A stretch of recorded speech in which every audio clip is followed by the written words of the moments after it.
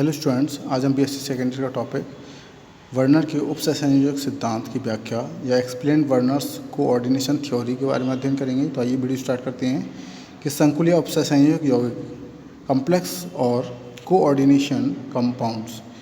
तो देखिए, वे यौगिक या दो से अधिक सामान्य लवणों के संयोग से बनते हैं। जलीय विलयन में लवण के आयन अपना अस्तित्व खोकर जटिल आयन कॉम्प्लेक्स आयन देते हैं। संकुल यौगिक कहलाते हैं, जैसे कि सिल्वर साइनाइड और सोडियम साइनाइड दोनों क्रिया करके आपका सोडियम डाइसाइनो अर्जेंट फर्स्ट बनाते हैं।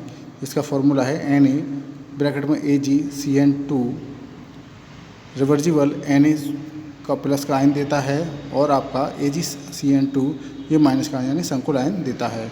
नेक्स्ट देखिए, नेक्स्ट रिएक्शन दे रखिए कि कॉपर सल्फेट और अमोनिया के साथ क्रिया कराते हैं तो आपके tetra amine copper third sulphate यानी संकुल आयन बनता है। रिवर्जिबल CuNH3 पर 4+2 आयन और SO4 का -2 आयन ये आपके आयन बनाते हैं। नेक्स्ट रिएक्शन देखिए, Fe फेरिक साइनाइड और पोटेशियम साइनाइड से क्रिया होती है तो आपका पोटेशियम हेक्सासाइनोफेरेट सेकेंड बनता है K4FeCN6 और रिवर्जिबल जी अपने आयन में विभक्त होते हैं तो पोटेशियम अलग हो जाता है, FeCN6 -4 आयन हो जाते हैं। तो देखिए, संकुल आयनों में केंद्रीय धातु आयन ऋणायन व उदासीन लिगैंड अणुओं से घिरा होता है। आगे देखिए कि संकुलों का वर्नर सिद्धांत यानी वर्नर्स थ्योरी ऑफ कॉम्प्लेक्स और कोऑर्डिनेशन कंपाउंड्स। देखो, संकुल बनने का ज्ञान प्राचीन काल से ही था। जैसे प्रूशियन ब्लू आदि के बारे में पहले से ही ज्ञान था, परंतु इस प्रकार के यौगिक की संरचना तथा गुणों की व्याख्या सहसंयोजकता सिद्धांतों से न हो सकी। अतः सर्वप्रथम सन 1893 में अल्फ्रेड वर्नर ने संकुलों की संरचना और गुणों की व्याख्या करने के लिए एक सिद्धांत प्रतिपादित किया या सिद्धांत दिया, जिसे वर्नर उपसहसंयोजकता सिद्धांत यानी वर्नर्स को ऑर्डिनेशन थ्योरी कहते हैं। इस सिद्धांत के लिए उन्हें नोबेल पुरस्कार से सम्मानित किया। वर्नर सिद्धांत की मूल परिकल्पना निम्नलिखित हैं। नंबर 1, अधिकांश धातुओं की 2 प्रकार की संयोजकताएं होती हैं। जैसे देखिए, नंबर 1 प्राथमिक या प्राइमरी संयोजकता, प्राइमरी वैलेंसी। यह संयोजकता आयनिक होती है अर्थात अदिश होती है। यह धातु द्वारा इलेक्ट्रॉन त्याग से बनती है और ऋणायन द्वारा संतुष्ट होती है। जैसे COCl3 से कोबाल्ट +3 आयन की प्राइमरी संयोजकता +3 है, जो कोबाल्ट परमाणु से 3 इलेक्ट्रॉन त्याग से बनती है और क्लोराइड माइनस द्वारा संतुष्ट होती है।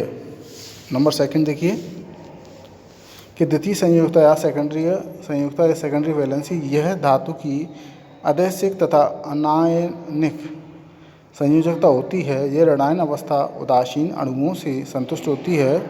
यह आयन या उदासीन अणुओं से इलेक्ट्रॉन युग्म से उत्पन्न होती है। यह कभी कभी धन आयनों से भी संतुष्ट होती है। इसका सेकंड पॉइंट देखिए, प्रत्येक धातु की द्वितीय या सेकेंडरी संयोजकता की संख्या निश्चित होती है। जैसे कॉपर की द्वितीय संयोजकता 4 और कोबाल्ट की द्वितीय संयोजकता 6 है। नेक्स्ट पॉइंट देखिए, धातु की द्वितीय संयोजकता की संख्या को धातु की उपसंयोजक संख्या यानी कोऑर्डिनेशन नंबर कहते हैं, अर्थात यह धातु आयन से जुड़े लिगेंडों की संख्या को प्रदर्शित करती है। नेक्स्ट पॉइंट, प्राइमरी संयोजकता धातु की ऑक्सीकरण संख्या व्युत्पन्न या व्यक्त करती है, जबकि सेकेंडरी संयोजकता संकुल की त्रिविम ज्यामिति की संख्या को व्यक्त करती है। जैसे अगला पॉइंट देखिए कि आपके CuNH3 +2 आयन में कॉपर की द्वितीय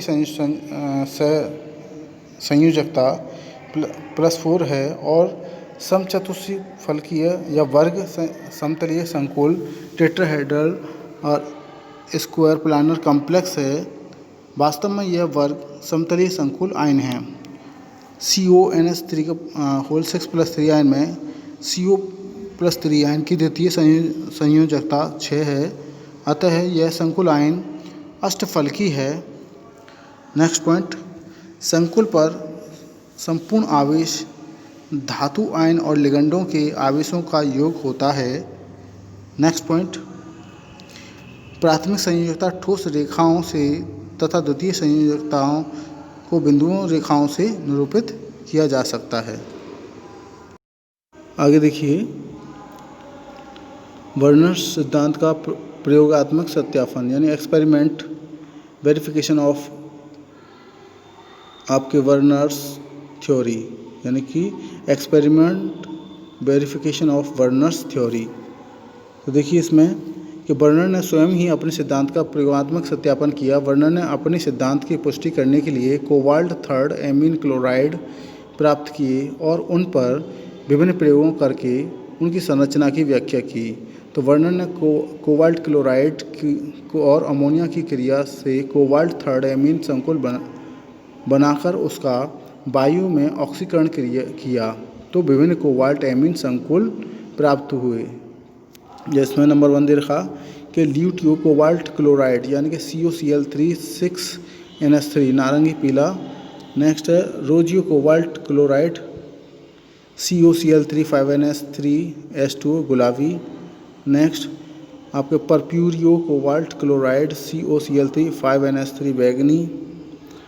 number 4 प्रेसियो cobalt chloride COCl3 4NH3 हरा। Next वाइलियो cobalt chloride COCl3 4NH3 बैगनी। और 6 ट्राईएमीन कोबाल्ट थर्ड COCl3 NH3 नीला हरा। इस प्रकार प्राप्त कोबाल्ट एमीन संकुलों की संरचना और उसके गुण निम्नलिखित प्रयोगों से ज्ञात किए जा सकते हैं। आगे देखिए इनके कुछ प्रयोग हैं। जैसे नंबर 1 दे रखा है सांद्र H2SO4 के साथ क्रिया यानी कि reaction of with concentrate H2SO4। देखिए जब कोबाल्ट एमीन क्लोराइड संकुलों को सांद्र H2SO4 के साथ गर्म किया जाता है तो प्राइमरी से संयोजकता को संतुष्ट करने वाला क्लोराइड आयन ही HCl उत्पन्न करते हैं।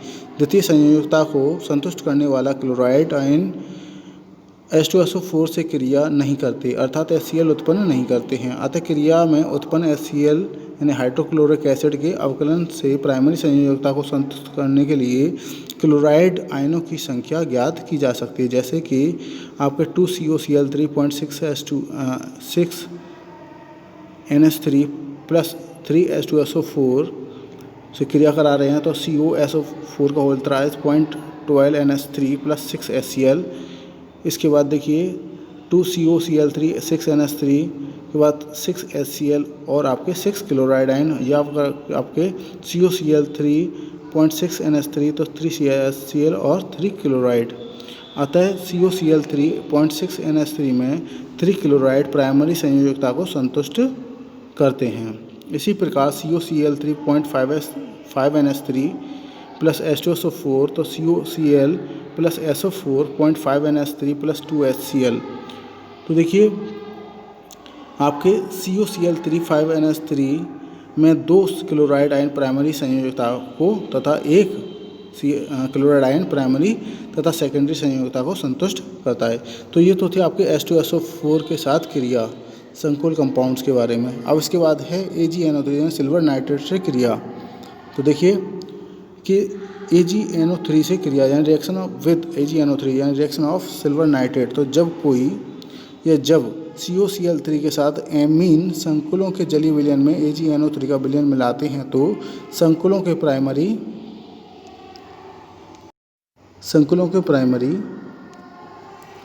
संयोजकता को संतुष्ट करने वाले क्लोराइड आयन AgCl का सफ़ेद अवक्षेप बनाते हैं। सिल्वर क्लोराइड से क्लोराइड आयनों का अवकलन किया जा सकता है। द्वितीय संयोजकता को संतुष्ट करने वाले क्लोराइड आयन AgCl अवक्षेप नहीं देते हैं। जैसे देखिए COCl3.6 NH3 प्लस AgNO3 यानी सिल्वर नाइट्रेट से क्रिया करा रहे हैं तो AgCl अवक्षेप प्राप्त होता है CONS ब्रैकेट में NH3 NO3.6 NH3 अतः COCl3.6NH3 में 3 क्लोराइड आयन योग होता है। तो देखिए COCl3.5NH3 प्लस 2 AgNO3, तो AgCl का अवक्षेप और COCl ब्रैकेट में NO3.5NH3, अतः COCl3.5NH3 में 2 क्लोराइड आयन बनते हैं, शेष द्वितीय से योग करके संतुष्ट होते हैं।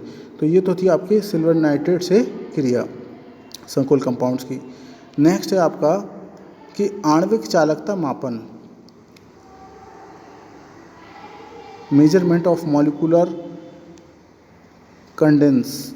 तो देखिए कि आणविकता चालक मापन में देखिए कि संकुल विलयन में आणविकता चालक अणुओं द्वारा उत्पन्न आयनों के कारण होता है। अतः संकुलों के विलयन की चालकता मापन से विलयन में उपस्थित आयनों की संख्या ज्ञात की जा सकती है। तो COCl3.6NH3 रिवर्सिबल CONH3 का whole 6 plus 3 ion plus 3 chloride ion यहाँ कुल 4 आयन देता है, जैसे 3 क्लोराइड आयन तथा CONH3 का होल 6 प्लस 3 आयन में।